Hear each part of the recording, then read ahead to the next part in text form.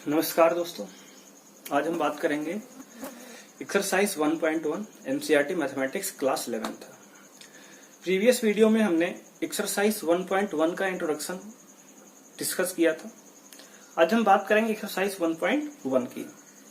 तो यहाँ पहला क्वेश्चन कहता है which of the following are set justify your answer. कह रहा है इनमें से कौन सा सेट है और कौन सा सेट नहीं है, हमें जस्टिफाई करना है।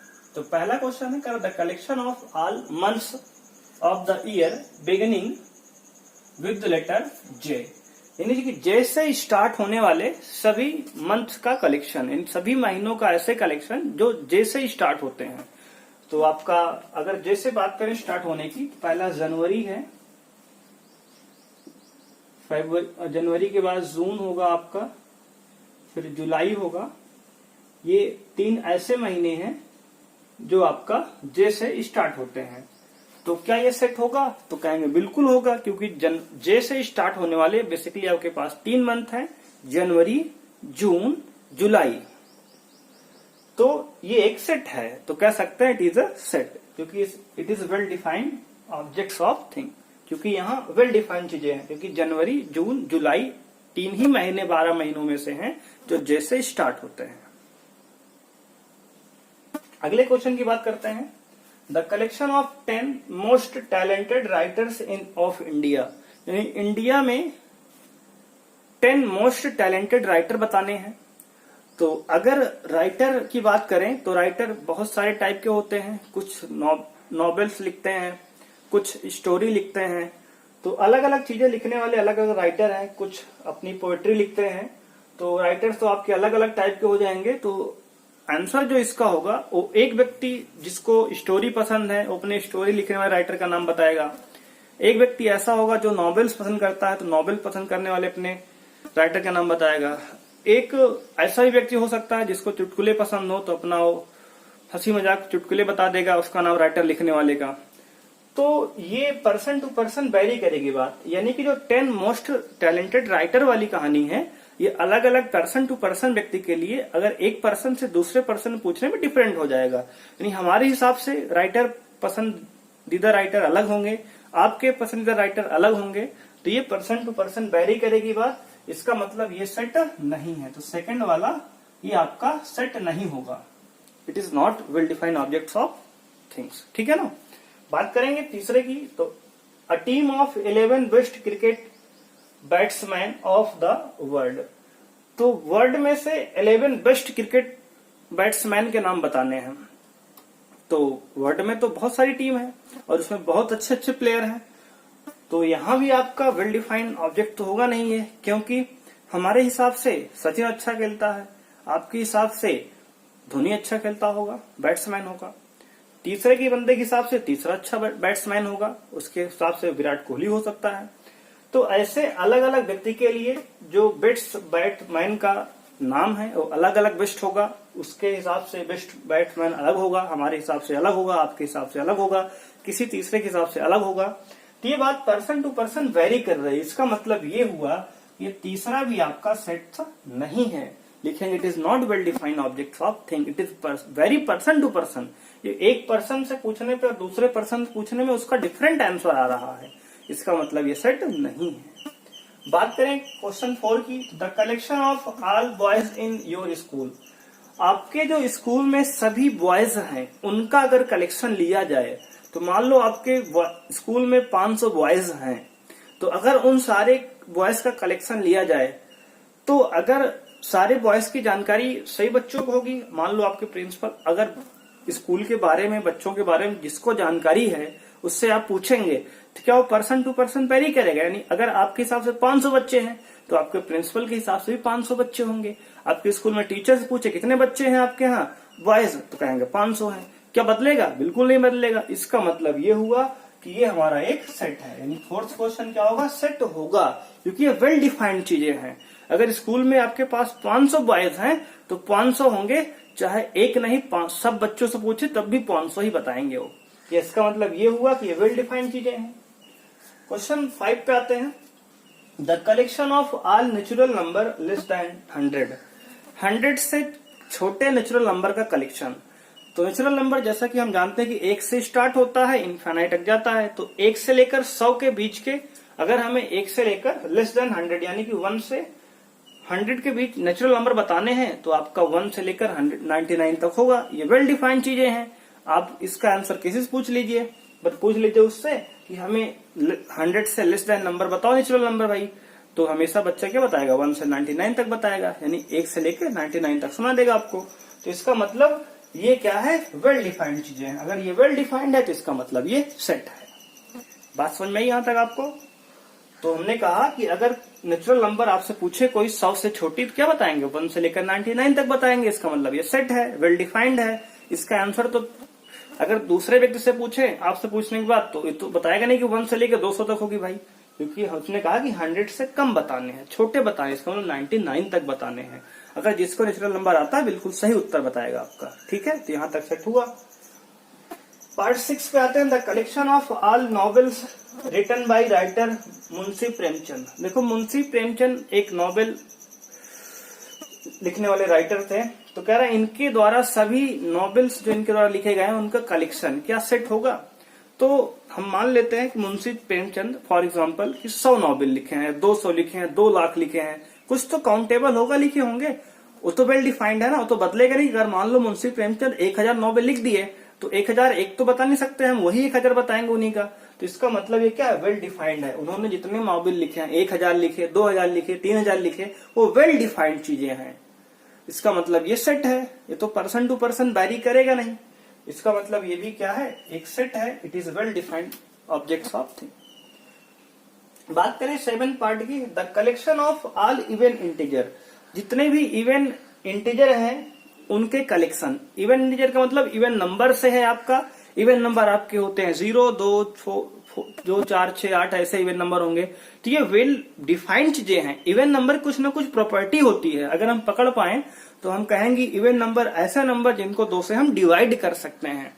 इसका मतलब उसकी कुछ ना कुछ प्रॉपर्टी है, उसको हम डिफाइन कर सकते हैं।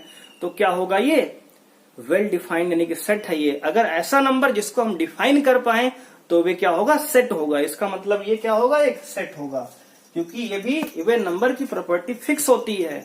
ऑल इवन नंबर का कलेक्शन हमें कह रहा बताने को।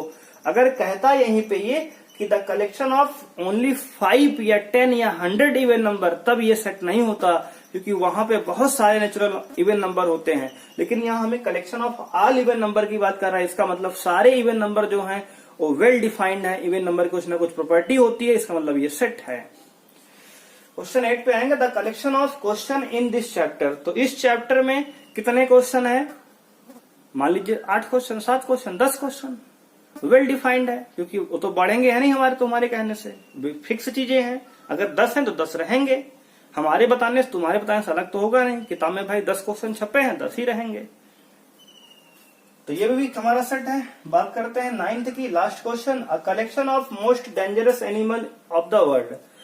तो वर्ल्ड में कह रहा है कि जो मोस्ट डेंजरस एनिमल है उसका कलेक्शन।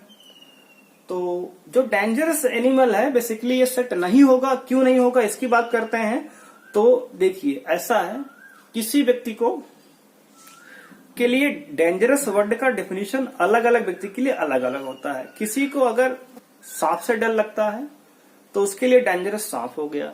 किसी को बिच्छू से डर लगता है तो उसके लिए बिच्छू डेंजरस एनिमल में आएगा। किसी से डॉग से, कुत्ते से डर लगता है तो उसके लिए कुत्ता डेंजरस हो गया। अगर किसी को आपका कॉकरोच से डर लगता है तो उसके लिए कॉकरोच डेंजरस हो गया। यानी कि अलग अलग पर्सन टू पर्सन के लिए डेंजरस की डिफिनीशन वेरी कर रही है यहाँ पे। इसका मतलब ये वेल डिफाइंड नहीं है। अगर डेंजरस की डिफिनीशन वेल डिफाइंड नहीं है इसका मतलब ये सेट नहीं है। तो यहाँ पे हमारा ये क्वेश्चन 9 जो है ये सेट नहीं होगा, ये वेल डिफाइंड नहीं है। तो इस तरह से हमने पार्ट 1 को, क्वेश्चन 1 को कंप्लीट किया। आइए देखते हैं क्वेश्चन नंबर 2 को। क्वेश्चन 2 की बात करेंगे।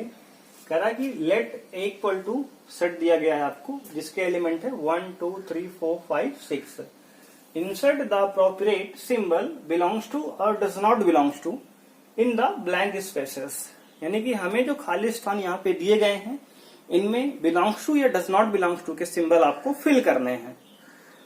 तो ये कॉन्सेप्ट हमने इंट्रोडक्शन में काफी अच्छी तरीके से एक्सप्लेन किया हुआ है। अगर आपने इंट्रोडक्शन पार्ट नहीं देखा है तो आप जाके वहां पे लिस्ट में देख सकते हैं। आइए शुरू करते हैं। देखो 5 कह रहा है कि ए में बिलोंग करे कि डज नॉट बिलोंग टू है। तो हम देखेंगे क्या सेट ए में 5 एलिमेंट है। तो आप देखेंगे कि 5 यहाँ पे है सेट ए में, इसका मतलब यहाँ पे आप बिलोंग्स टू का सिंबल फिल करेंगे। अगेन 8 की बात करेंगे, क्या 8 सेट ए में है? तो 8 तो सेट ए में नहीं है, इसका मतलब यहाँ पे does not belongs to fill होगा, क्योंकि सेट ए में 8 एलिमेंट ऐसे एलिमेंट नहीं है। बात करें क्या 0 एज एलिमेंट ए सेट में है? तो 0 भी सेट ए में नहीं है, इसका मतलब यहाँ भी डज नॉट बिलोंग्स टू आएगा। 4 तो 4 सेट ए में है, इसका मतलब यहाँ पे बिलोंग्स टू आएगा। 2 की बात करें तो 2 सेट ए में है, इसका मतलब यहाँ बिलोंग्स टू आएगा।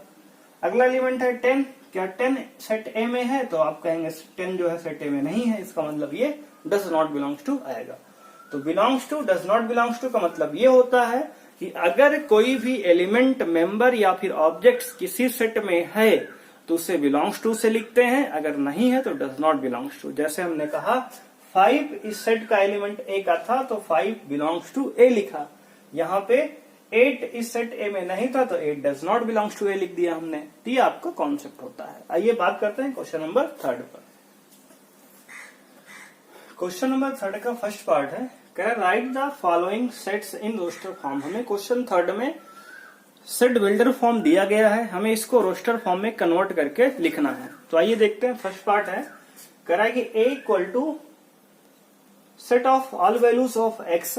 पढ़ने का तरीका आप यहाँ ध्यान देंगे, कैसे पढ़ते हैं। Set of all values of x, x is an integer and x is greater then -3 and less then 7। यानी कि एक्स एक इंटीजर है और एक्स की जो वैल्यू है -3 से बड़ी है और 7 से छोटा है। अगर इसको समझने के लिए इसमें हम नंबर लाइन ड्रा करें यहाँ पे तो ज्यादा अच्छे से समझ में आएगा आपको। हमने यहाँ 0 लेट कर लिया, 0 है। 0 के बाद में क्या होगा 1 2 3 4 5 6 एंड 7 इस तरह से। और 0 के लेफ्ट में होगा -1 -2 -3 ऐसे होगा। तो यानी कह रहा है कि -3 और 7 के बीच के हमें इंटीजर को लिख के दिखाने हैं। तो आपके इंटीजर कौन कौन से आएंगे? -1 -2 0 1 2 3 4 5 और 6। ये इंटीजर आपके आंसर में आएंगे। तो इसको आपको रोस्टर फॉर्म में लिखना है। तो ए सेट इसने अज्यूम किया तो ए हम भी लिखेंगे इक्वल टू कर्ली ब्रेसेस के अंदर एलिमेंट को लिखेंगे कॉमा लगा के, जैसा कि आप पढ़ चुके हैं। तो -2 -1 0 1 2 3 4 5 6 इस तरह से कॉमा के द्वारा सेपरेट करेंगे और कर्ली ब्रेसेस में सारे एलिमेंट को इस तरह से लोड कर देंगे। तो हमारा ये क्या होगा? रोस्टर फॉर्म होगा। एक बात और ध्यान देंगे, इस बात को शायद हमने इंट्रोडक्शन में डिस्कस नहीं किया था कि इसका ऑर्डर जो होता है सेट में मैटर नहीं करता। आप चाहें तो पहले 0 से स्टार्ट करते, 6 तक लिखते, फिर -1 -2 लिखते। तो इसका ऑर्डर सेट में मैटर नहीं करता, आप आगे पीछे कैसे भी यहाँ पे अरेंज कर सकते हैं। तो ये क्वेश्चन नंबर 1 कंप्लीट हुआ। आइए इसका सेकेंड पार्ट देखते हैं। सेकेंड पार्ट कह रहा है कि b equal to set of all values of x such that x is a natural number, a natural number less than 6। यानी कि 6 से छोटा नेचुरल नंबर हमें लिख के दिखाना है। तो आप जानते हैं कि 6 से छोटा नेचुरल नंबर क्या होगा? 1 2 3 4 5 1 से 5 तक के नेचुरल नंबर होंगे। अगर 6 से छोटा करा तो 1 से 5 तक होंगे। तो आपका आंसर हो जाएगा। आइए देखते हैं पार्ट 3। पार्ट 3 में कह रहा है कि c equal to x set of all values of x such that is a 2-digit natural number, is 2-digit natural number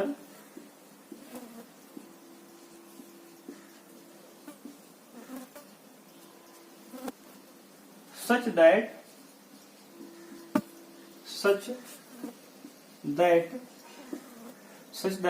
the sum of its digit, the sum of its digit is 8। मतलब ये हुआ कि 2 digit का ऐसा number जिनके digit का सम यानी अंकों का योग कितना है, 8 है। हमें 2 डिजिट के ऐसे नंबर बताने हैं जिनके डिजिट का सम करने पर 8 आता है। तो 2 डिजिट का नंबर आपका जो स्टार्ट होता है, आप कहेंगे कि 10 से तो स्टार्ट होगा, लेकिन हमें 2 डिजिट का ऐसा नंबर बताना है लेकिन जिसका डिजिट का जो सम करने पे आए तो 8 आए। तो पहला नंबर आपका 16 होगा, क्योंकि पहला नंबर आपका 17 होगा, क्योंकि 17 को आप ऐड करेंगे तो 7 और 1 8 आ जाएगा आपका। उसके बाद आपका यहाँ पे 26 होगा, क्योंकि 6 और 2 कितना 8 हो जाएगा। उसके बाद आपका 35 होगा, ठीक है ना। बेसिकली हम कर क्या रहे हैं कि अगले नंबर में पहले नंबर में 1 बढ़ा रहे हैं, पिछले नंबर में 1 कम कर रहे हैं। देखो यहाँ पे 17 हुआ तो यहाँ पे 1 था, तो अगली बार हमने यहाँ 2 लिख लिया, वहां पे हमने 6 कर दिया, 26 हो गया। फिर 35 हो गया, यहाँ 3 बढ़ा के वहां 1 कम कर दिया। अगली बार में यहाँ 3 को 4 बढ़ा देंगे और 5 को 4 कर लेंगे कम करके, तो 44 हो जाएगा। अगला नंबर बात करें तो 44 के बाद होगा हमारा 53 होगा, उसके बाद 62 होगा, उसके बाद आपका 71 होगा, उसके बाद क्या होगा 80 होगा, क्योंकि 8 और 0 का सम भी 8 आएगा। तो आपके बेसिकली कितने नंबर हुए, तो 1 2 3 4 5 6 7 8 नंबर हुए। यानी 2 डिजिट के ऐसे कितने नंबर होंगे जिनका सम करने पर 8 आएगा, तो वे 8 नंबर होंगे। इस तरह से उसको हम रोस्टर फॉर्म में लिख के दिखाएंगे। तो आपका ये क्वेश्चन नंबर 3 हुआ।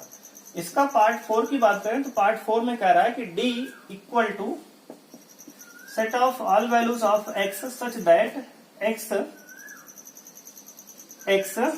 इज ए प्राइम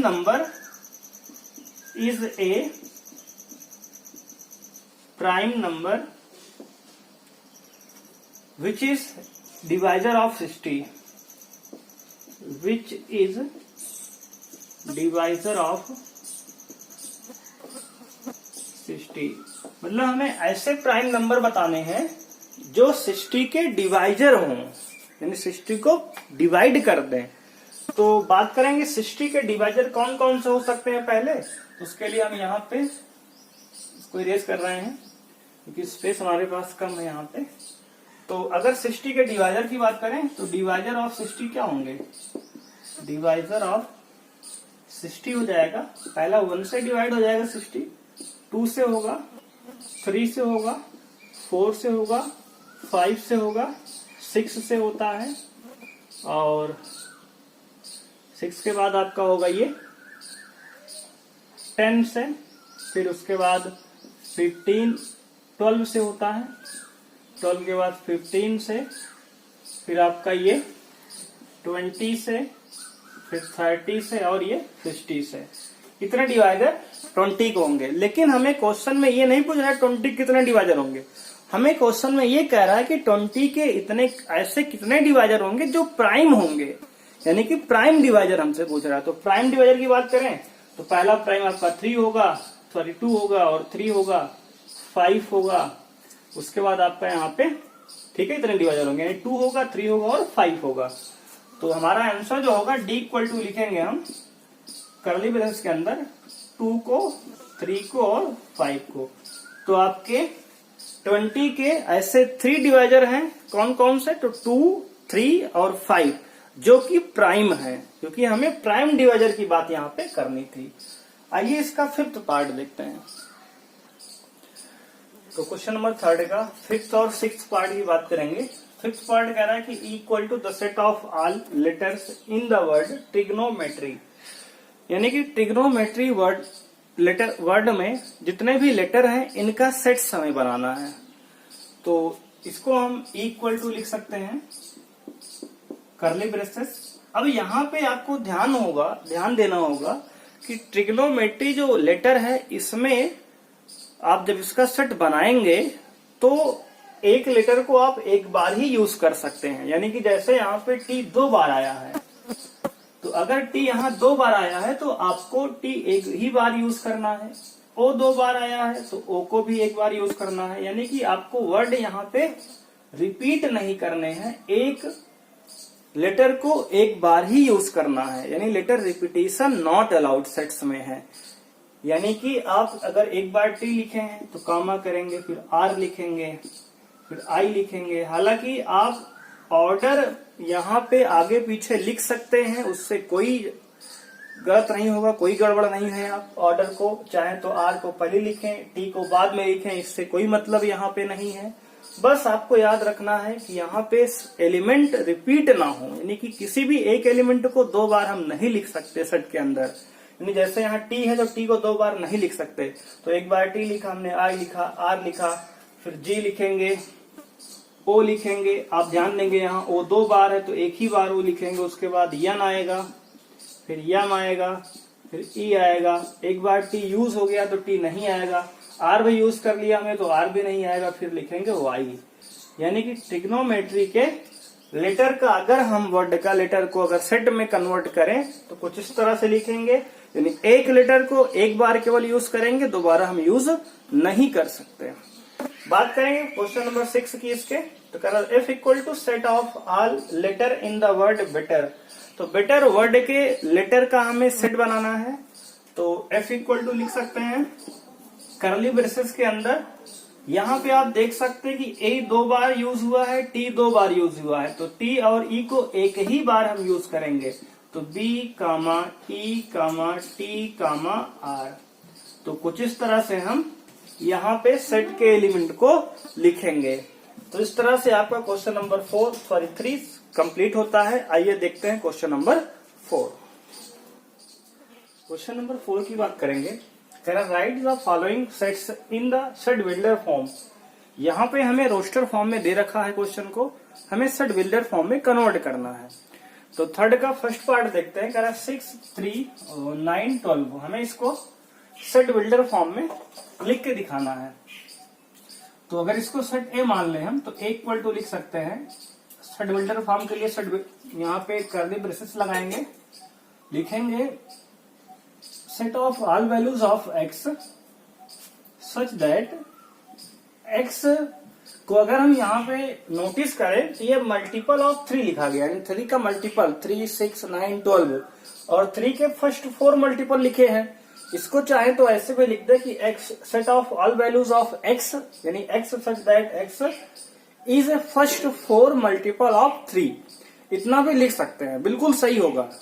लेकिन अभी के लिए, लेकिन अगली क्लास में जो हम यूज करेंगे सेट का, तो उसके हिसाब से हम इसको लिखना चाहें तो ऐसे भी लिख सकते हैं। अगर इसको ध्यान से देखें तो 3 का मल्टीपल है, यानी कि इसको x इक्वल टू 3n भी लिख सकते हैं, यानी ये 3n टाइप का मल्टीपल है। अगर n का वैल्यू जहां पे क्या होगा, where n equal to 1, 2, 3 and 4। तो हमने ये बताया कि set of all values of x equal to 3n where for all l where n equal to, यहाँ उससे अच्छा होगा कि वेयर लिख दें हम, दैट ठीक रहेगा।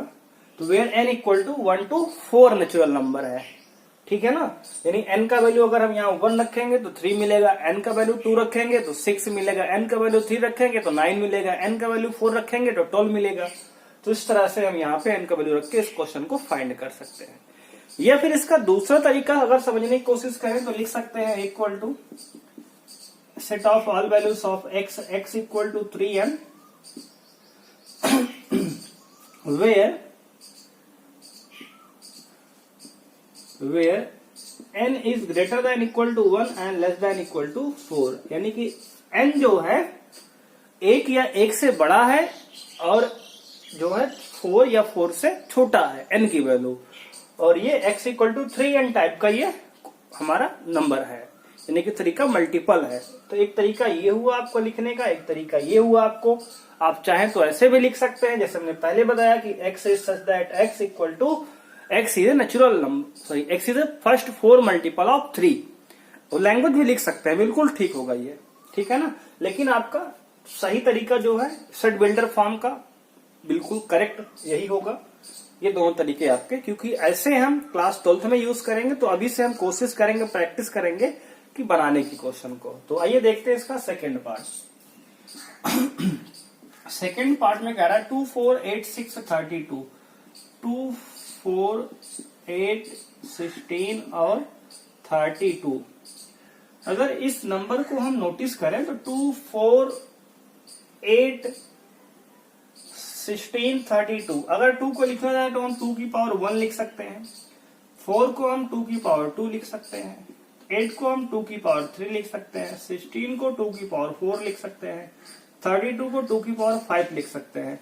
इसका मतलब अगर इस पैटर्न को ऑब्जर्व किया जाए तो ये 2 की पावर n लिखा गया है, और जहां पे n की वैल्यू कितनी है 5 तक है, यानी 5 तक नेचुरल नंबर है। तो इसको अगर हम सेट बिल्डर फॉर्म में लिखें तो a इक्वल टू या b इक्वल टू आप कुछ भी लिख सकते हैं, set of all values of x such that x equal to 2 की पावर n, यानी ये 2 की पावर n टाइप का पैटर्न फॉलो कर रहा है, और जहां पर n जो है बिलोंग टू नेचुरल नंबर है, यानी n क्या है नेचुरल नंबर, यानी प्राकृतिक संख्याएं हैं, और n की जो वैल्यू है n इज लेस देन या फिर n is less than equal to 5, यानी n जो है 5 या 5 से छोटा है। तो इस तरह से हम यहाँ पे इसको लिखेंगे, ठीक है ना। या फिर इसको ऐसे भी लिख सकते हैं कि a equal to x is such that x where x equal to 2 की power n and n equal to 1, 2, 3, 4, 5। तो इस तरीके से भी लिख सकते हैं, दोनों ही तरीके आपके सही हैं। ये आपके समझ के हिसाब से डिपेंड करेगा कि आप कैसा क्वेश्चन लिख के आना चाहते हैं। दोनों ही तरीके बिल्कुल करेक्ट हैं, आप जो समझे लिख सकते हैं। तो यहां तक हमने 2 क्वेश्चन की बात की। आइए बात करते हैं इसका थर्ड पार्ट की। थर्ड पार्ट में ये कह रहा है 5, 25, 125, 625। तो 5, 25, 125, 625। तो अब यहाँ पे अगर इसको फिर से अगेन नोटिस किया जाए तो ये 5 की पावर 1 है, 25 को 5 की पावर 2 लिख सकते हैं, 125 को 5 की पावर 3 लिख सकते हैं, 625 को 5 की पावर 4 लिख सकते हैं। इसका मतलब इसको अगर सेट बी से लिखें तो set B equal to set of all values of x such that x equal to 5 की power n where n equal to 1, 2, 3, 4, यानी कि n की वैल्यू जो है 1 से लेकर 4 तक है।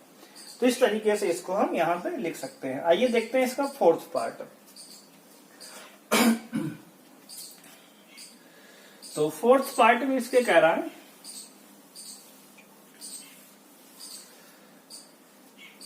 2, 4, 6 and so on. 2, 4, 6 and so on. अगर इस पैटर्न को नोटिस किया जाए तो ये क्या लिखा है इवन नंबर लिखा है, यानी कि इवन नेचुरल नंबर लिख के ये हमको दिखाने की कोशिश कर रहा है। अगर ये इवन नंबर होता तो 0 से स्टार्ट होगा, लेकिन ये क्या कह रहा है कि इवन नेचुरल नंबर है, यानी कि 2, 4, 6, 8, 10, 12 ऐसे चल रहा है। इसका मतलब ये इवन नेचुरल नंबर है।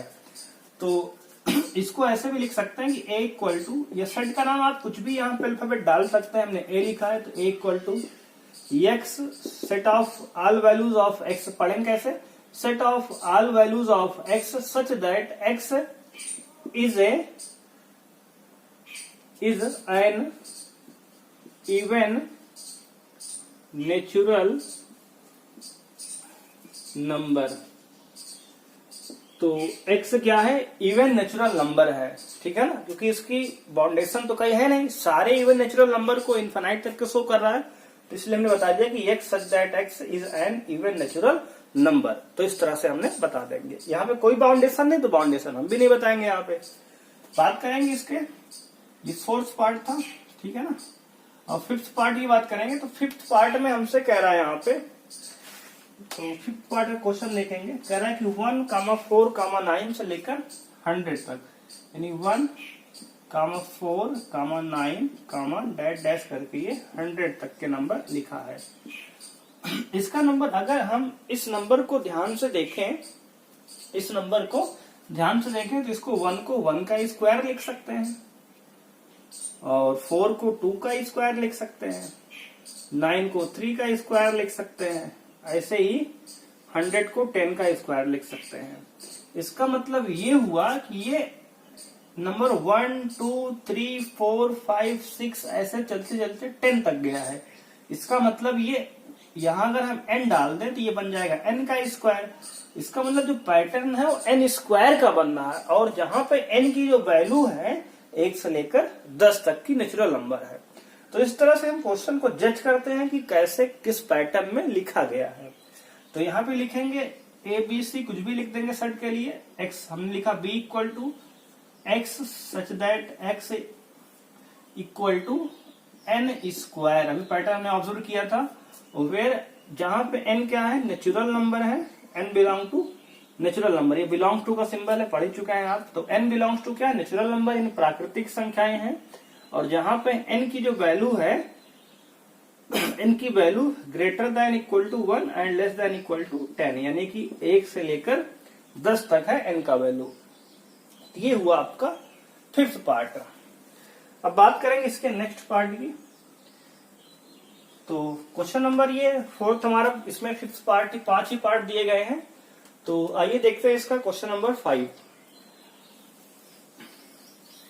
क्वेश्चन 5 की बात करेंगे। क्वेश्चन 5 में कहा list all the elements of the following sets. हमें इन सभी सेट के एलिमेंट्स को लिखने हैं, सभी एलिमेंट्स को। फिफ्थ का पहला पार्ट है, कह रहा list the all elements, list the all elements. पहला part, A equal to set of all values of x such that x is odd natural number, odd natural number. तो देखो odd natural number क्या होते हैं, तो odd number natural number 1 से start होते हैं। 1 होता है, 3 होता है, 5 होता है, 7 होता है, 9 होता है, ऐसे चलते चलते कहां तक, इन्फिनिटी तक नंबर जाएंगे। तो डैश लगा देंगे, और कितने डैश लगाएंगे, 3 डैश का मतलब ही इन्फिनिटी होता है। इन्फिनिटी तक अगर नंबर हमें दिखाने हैं तो आप 3 डॉट केवल बना सकते हैं। इस एनसीईआरटी का ये स्टैंडर्ड माना गया है, इसने भी इन्फिनिटी के लिए 3 डैश लगाए, तो हम भी 3 डैश लगा देंगे, ठीक है ना। हालांकि प्राइवेट बुक में 4 से 5 6 डैश लगा दिया, 10 डैश, उससे कोई मतलब नहीं। आप 3 पॉइंट बेसिकली, डैश क्या 3 पॉइंट लगा सकते हैं इन्फिनिटी के लिए, ठीक है। तो ये आपका पहला क्वेश्चन का आंसर। इसका सेकंड पार्ट देखेंगे। कह रहा है, sorry, b equal to x such that x is an -1/2, x की वैल्यू क्या है, greater than -1/2 and less than 9/2। और क्या है, ये इंटीजर है। क्वेश्चन कुछ इस तरह से लिखा है, हालांकि इसकी लैंग्वेज थोड़ा आगे पीछे है। इसको लिखना था x is an integer where x is greater than -1/2 and less than 9/2। अगर 1/2 को डिवाइड करें तो ये 0.5 होगा माइनस में, यानी कि 0.5 से ग्रेटर देन वैल्यू है इसकी, और लेस देन कितनी है, 9/2 को डिवाइड करेंगे तो 4.5 होगा। और x क्या है, तो x हमारा इंटीजर है। अगर हम इसको नंबर लाइन पे प्लॉट करें थोड़ी देर के लिए, तो यहाँ 0 होगा, ये प्लस का 1, ये प्लस का 2, प्लस का 3, प्लस का 4 और ये प्लस का 5, और ये 4 और 5 के बीच में 4.5 यहाँ लाई करेगा। और 0.5 की बात करें माइनस में, तो 0.5 ये माइनस में समवेयर यहाँ लाई करेगा, और ये -1 लाई करेगा। कह रहा है कि इसके बीच का नंबर, यानी 0.5 और 4.5 के बीच का नंबर इंटीजर कौन कौन सा आएगा, 0 आएगा, 1 आएगा, 2 आएगा, 3 आएगा, 4 आएगा। तो इसको लिख सकते हैं b equal to, set builder form में हो, सॉरी रोस्टर फॉर्म में लिखना है तो 0 1 2 3 और 4, ये हमारा आंसर हो जाएगा। आइए देखते हैं इसका थर्ड पार्ट। इसका थर्ड पार्ट कह रहा है c equal to set of all values of x such that x is an integer where x square is less than equal to 4। ये हमें क्वेश्चन दिया गया, इसके एलिमेंट हमें लिख के दिखाने हैं। तो अब यहां हम अगर हम इस इनइक्वालिटी को सॉल्व करना चाहें तो कैसे करेंगे? तो यहां आप देखेंगे तो x स्क्वायर इक्वल टू 4, अगर इक्वलिटी को इनइक्वलिटी को हटा के इक्वलिटी लगाएं x की वैल्यू निकालने के लिए, तो x स्क्वायर इक्वल टू 4 आएगा। अगर 4 को एलएचएस में लेंगे तो x square minus 4 equal to 0 आएगा।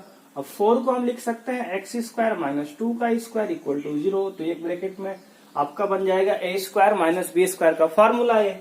तो आप लिखेंगे x प्लस 2 एक ब्रैकेट में और एक में x माइनस 2 इक्वल टू 0। तो यहां से x की वैल्यू एक पॉजिटिव 2 आएगी या फिर नेगेटिव 2 आएगी, यानी कि x की जो वैल्यू है -2 से लेकर के +2 के बीच होगी। हालांकि आप इसको हिट एंड ट्रायल से इसके बीच के वैल्यू रख के यहाँ पे चेक भी कर सकते हैं। यानी कि x स्क्वायर जब लेस देन इक्वल टू 4 होगा तब तक की वैल्यू यहाँ पे हमें लिखनी है। अगर हमें यहाँ पे x square less than equal to 4 में अगर x इक्वल टू हम -2 रखें तो देख सकते हैं कि -2 का जो स्क्वायर होगा 4 होगा।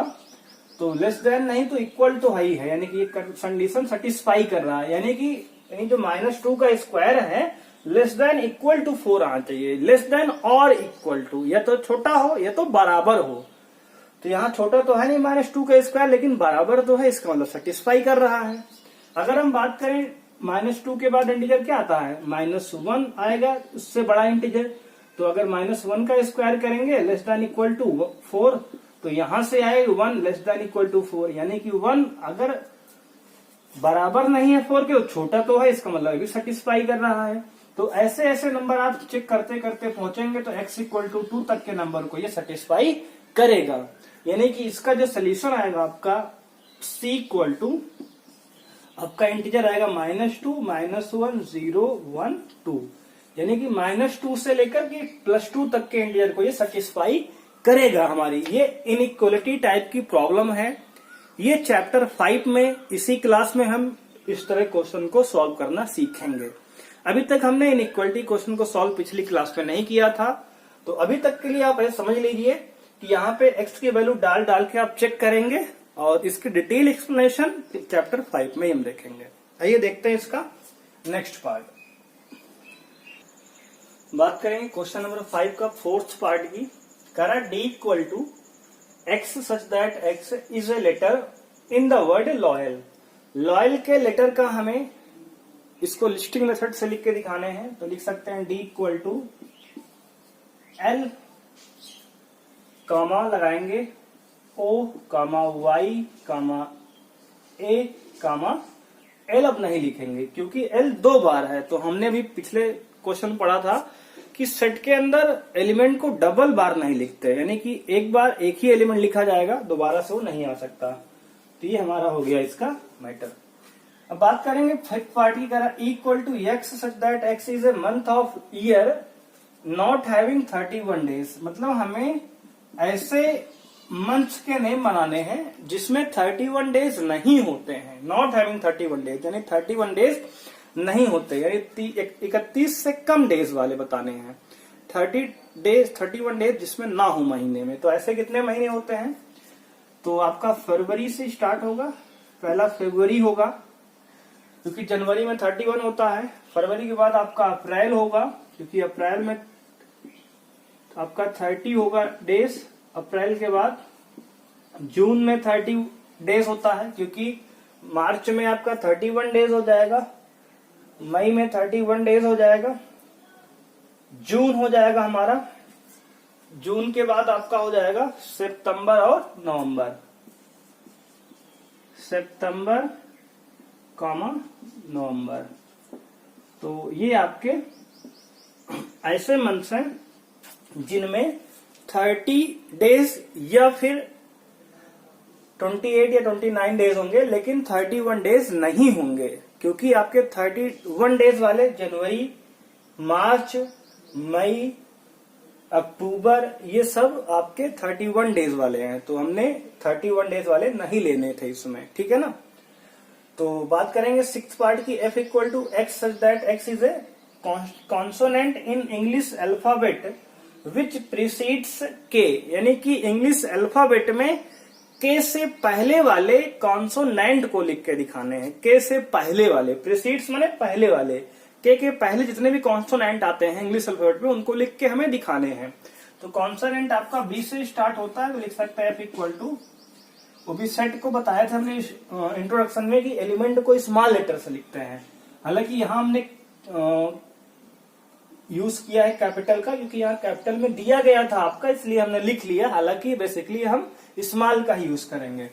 तो बी होगा, सी होगा, डी होगा, डी के बाद ई तो आपका वावेल होता है, एफ आएगा, जी, एच, आई तो हमारा वावेल हो जाएगा, जे, उसके बाद के आ जाएगा। तो के पहले क्या रहा था, यानी कि बी से लेकर जे तक के ऐसे अल्फाबेट होंगे जो कॉन्सोनेंट हैं और के से पहले आते हैं।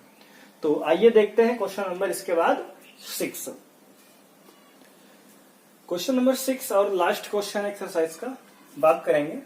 करें मैच द फॉलोइंग, इसको मैच करना हमें लेफ्ट से राइट को।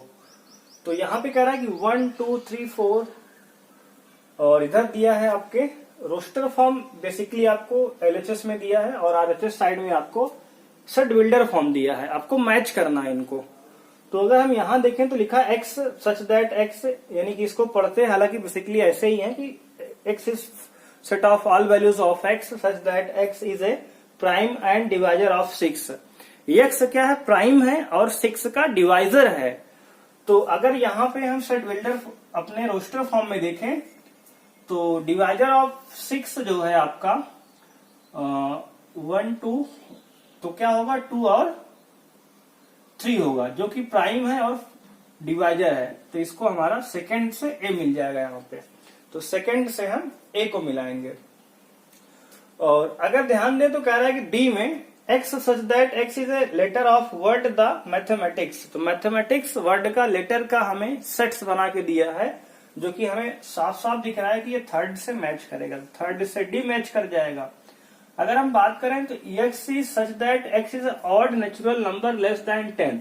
10 से छोटा ऑड नेचुरल नंबर, इसका मतलब 1 से लेकर 9 तक, तो ये बी से मैच कर जाएगा। अब बचा कौन, जो लास्ट में बचा वो सी से मैच कर जाएगा। बस इस तरह से हमें यहाँ पे प्रॉपर्टी देखकर इनको मैच करने थे। तो इसी के साथ हमारा एक्सरसाइज 1.1 समाप्त होता है। और आप हमारे चैनल को सब्सक्राइब कर सकते हैं, अपने फ्रेंड के साथ शेयर कर सकते हैं, जिससे कि उनको भी इस वीडियो की हेल्प मिल सके। और आपको अगर इस तरह की वीडियो और चाहते हैं तो हमारे चैनल को सब्सक्राइब कर सकते हैं, जिससे हमको भी मोटिवेशन मिलता है और भी नई वीडियो बनाने के लिए। तो थैंक यू, बाय बाय।